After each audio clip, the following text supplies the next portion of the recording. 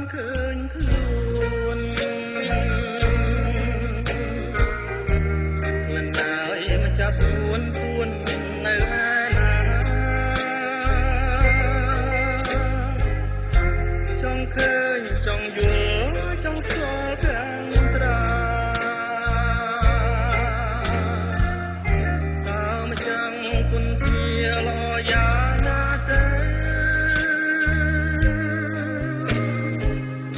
ក្លិននេះក្រអូបស្រោបមិនចេះណាយក្លិនប្រ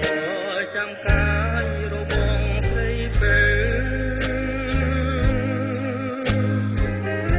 មកសិនជាបានឃើញចានអីលែព្រាមនឹងទូទៅអង្គសូមស្នាទាំងខ្លួនដល់ណាជីវៈបង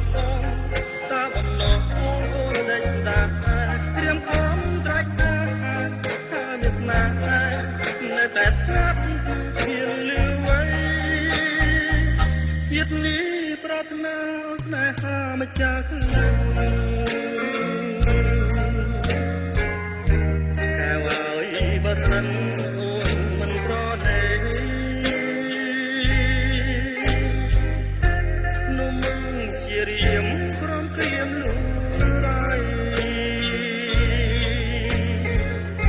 ព្រោះមិនបានត្រីដូចក្តីបំណង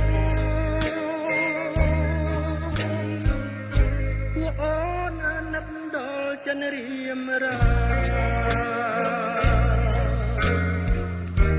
នៅពួនដល់ណាស្នេហាមានល្មមបងហាញប្រានឲ្យបានឃើញបំណាច់រៀមពងចងចិនលើស្នាและខ្លួនដល់ណាជីវៈបងតាបំណងអូនដេចតា